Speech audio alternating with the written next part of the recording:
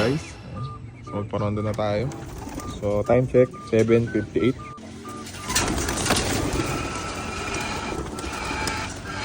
So malinis naman dito kasi umalis kami kahapon, so hindi ko sila napapasok.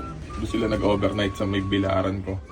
So chilling muna siya dyan, mag-recover ka dyan. So binigyan ko na nga pala siya ng reload saka digestion. So syempre alam nyo na, isang ganto sa benting ibon tuwing umaga. Pares na lang nito yung wala. Yung low bar na naglugod. So yung tubig nga pala nila, luya na may bawang. Grabe oh, naglulugon pa rin yung mga ibon ko.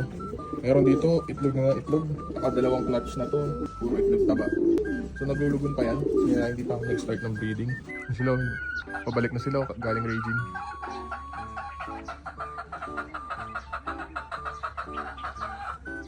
Time check 8:30.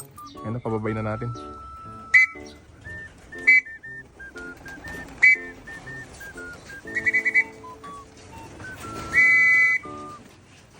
Sining wala dyan, mamaya na siyang tanghali kakain.